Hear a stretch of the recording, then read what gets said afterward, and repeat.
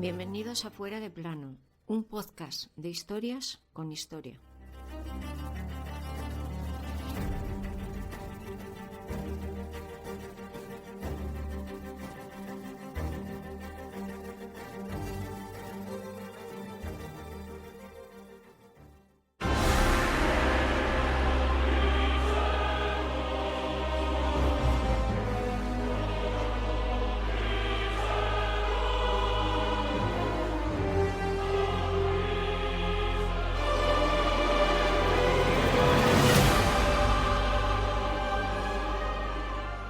Quizás muchos hayáis visto una gran película llamada La Gran Evasión. Pues bien, quizás no tantos sepamos que la verdadera Gran Evasión se produjo aquel 22 de mayo de 1938, en una cárcel de Navarra. Casi 800 hombres escapan de aquella prisión, aunque la mayoría no tuvo un final feliz. Es lo que se conoce como la fuga del fuerte de San Cristóbal.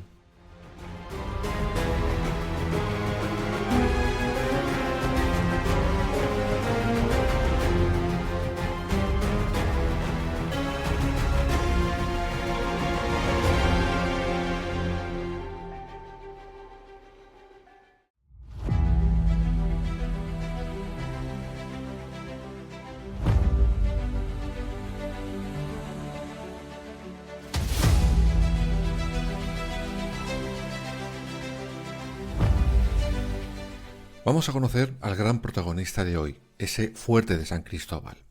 Realmente era una enorme fortaleza que se construyó a finales del siglo XIX con un objetivo muy marcado: defender Pamplona de un posible sitio, como ya había ocurrido en la guerra carlista y en un ataque de nuestro país vecino, Francia.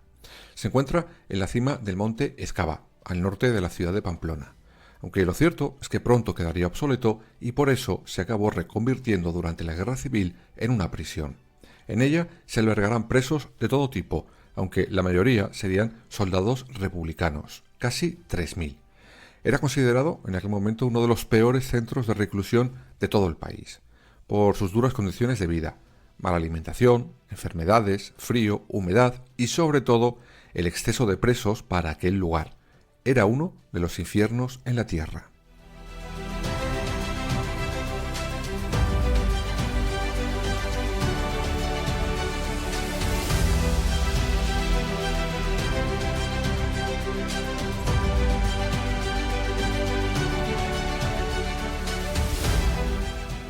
Una vez conocido el lugar, vamos ya con la fuga en sí. Una huida que será ideada por aproximadamente unos 30 presos, con unas debajo de la manga. El idioma en el que se comunicaban era el esperanto, pero tenían un serio problema y era conocer el propio terreno en el que estaban presos. Me explico mejor. La mayoría de ellos llegaba al fuerte de noche. Eso les impedía saber simplemente cómo era realmente esa prisión. Y claro, a diferencia de la Gran Evasión, de la película, su idea no era cavar un túnel. Para ello se valdrán de otros presos que por los trabajos que hacían fuera del fuerte de San Cristóbal conocían realmente cómo era esa prisión. El segundo punto era, claro está, cuándo podrían comenzar la huida.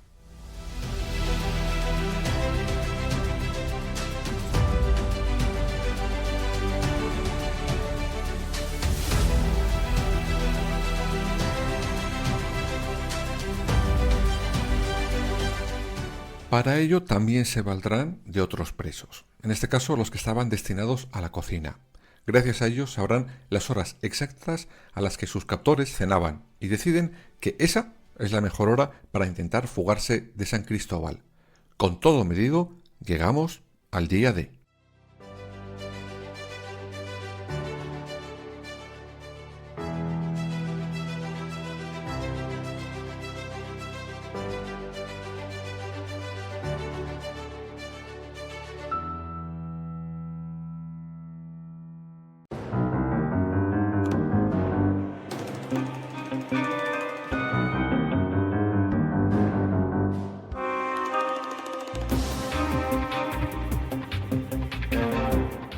Ese domingo 22 de mayo, además, había muy pocos militares en el fuerte custodiándolo y los pocos que estaban no tenían armas, pues estaban a punto de empezar a cenar.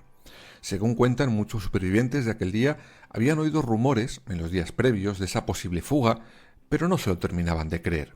El caso es que los cabecillas consiguen desarmar a los escasos guardias y se harán con sus armas. En ese forcejeo solo murió un soldado.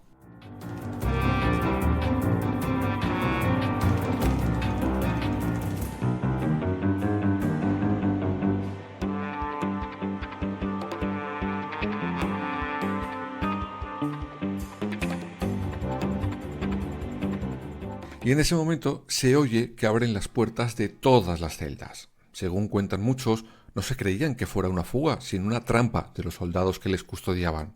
Pensaron que si salían de sus celdas, los militares les matarían. Además, uno de los centinelas había logrado escapar, y eso suponía que iba a buscar refuerzos, y que no tardando llegarían a la prisión. Aún así, 795 presos deciden correr el riesgo y escapar lo más rápido y lejos posible del fuerte de San Cristóbal.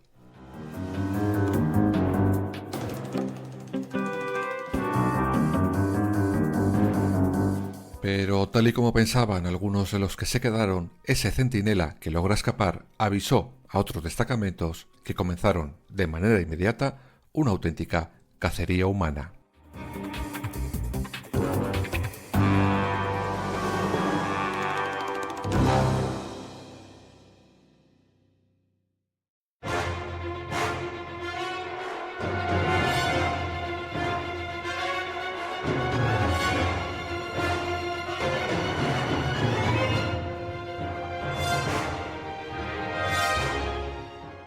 Como decíamos, cuando la noticia de la fuga llega a Pamplona, desde allí se envía un destacamento enorme de soldados. Varios camiones militares equipados con reflectores llegan a tiempo de abortar parte de la fuga. Por eso, al final, solo serán esos 795 hombres los que consigan, al menos por el momento, salir de San Cristóbal. Los soldados franquistas empezaron por el monte una auténtica cacería humana. Según cuentan algunos de los supervivientes, cuando los soldados les veían, disparaban a matar. Eso hizo que los huidos se fueran dividiendo cada vez más para intentar sobrevivir y sobre todo lograr su objetivo, llegar a la frontera con Francia. Huían como podían, pues estaban totalmente desorientados, pues ni siquiera sabían en qué dirección estaba Francia, pero tenían que hacerlo.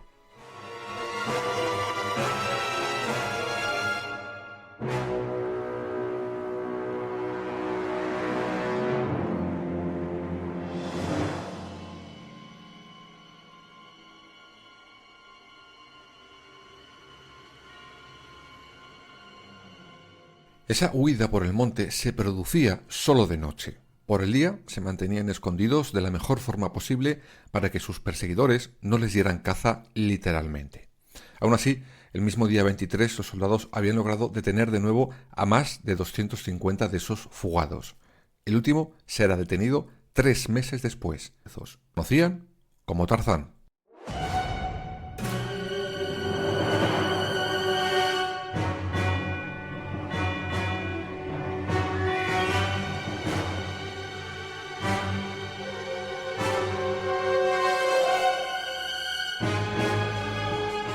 Este hombre conseguirá mantenerse fugado en el monte, sobreviviendo a base de comer, por ejemplo, ranas. Y como hemos contado, estará 3 meses huido hasta que finalmente fue localizado y detenido. Al final de la fuga del fuerte de San Cristóbal serán capturados de nuevo 585 presos de los 795 originales. El resto fueron abatidos en esa cacería humana por los montes. Bueno, todos no. Todos menos 3.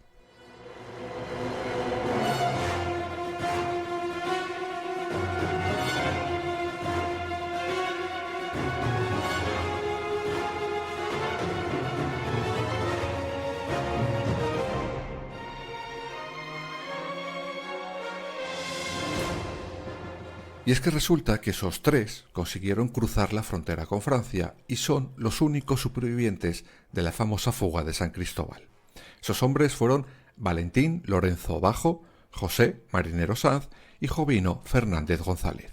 Por ejemplo, José Marinero se sabe que llegó a México, donde se casó y tuvo 3 hijas. Aunque algunas fuentes Aseguran que hubo un cuarto hombre que consiguió escapar, incluso llegar hasta California. Pero los entendidos en ese tema no conocen ni su nombre ni muchos más datos, así que, de momento, la historia sigue siendo esa. Solo 3 personas lograron huir del fuerte de San Cristóbal.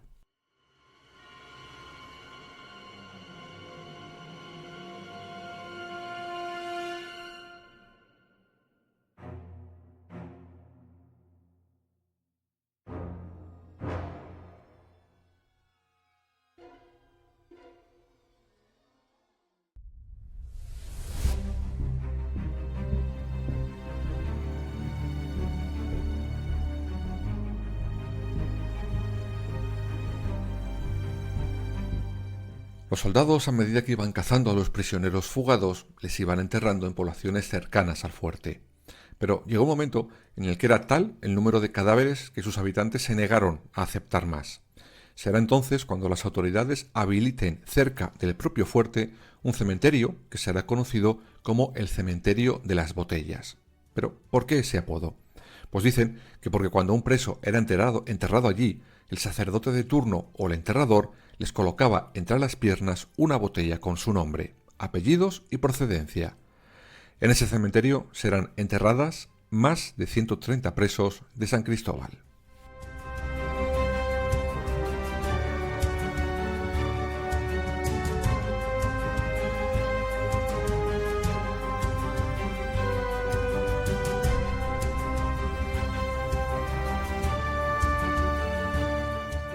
¿Y el resto volvieron a sus celdas así sin más? Pues va a ser que no.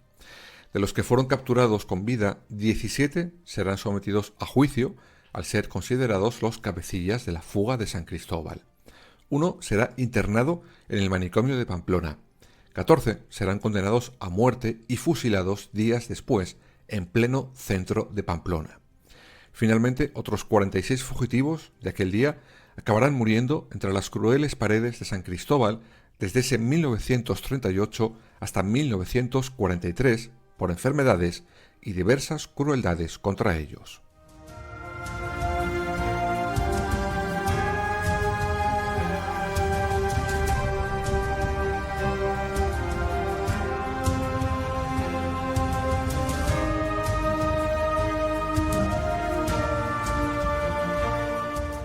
Por cierto, por si os lo preguntáis, al jefe y responsable del fuerte de San Cristóbal le pilló la fuga en asuntos propios, pues había decidido pasar la tarde en Pamplona.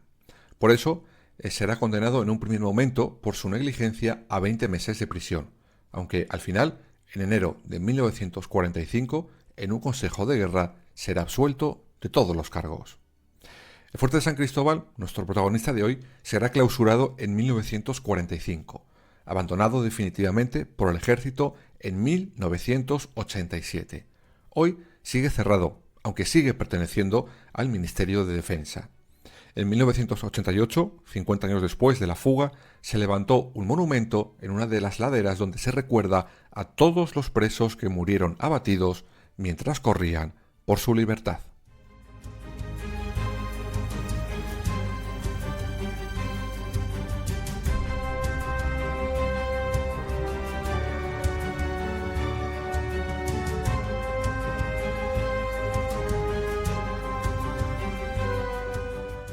Muchos de esos prisioneros se lamentaron después de su decisión de huir, pero cuando en la cárcel te matan de hambre, frío y torturas, casi cualquier cosa era mejor que aquello.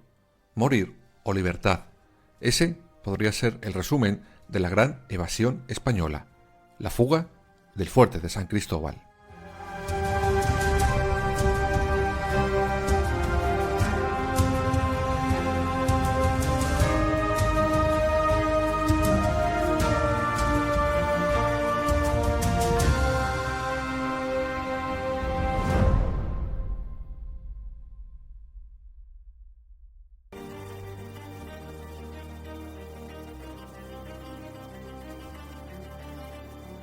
Escúchanos en las principales plataformas digitales y ahora también en nuestra página web www.fueradeplanopodcast.es y síguenos en todas las redes sociales, Twitter, Instagram, Facebook y Threads.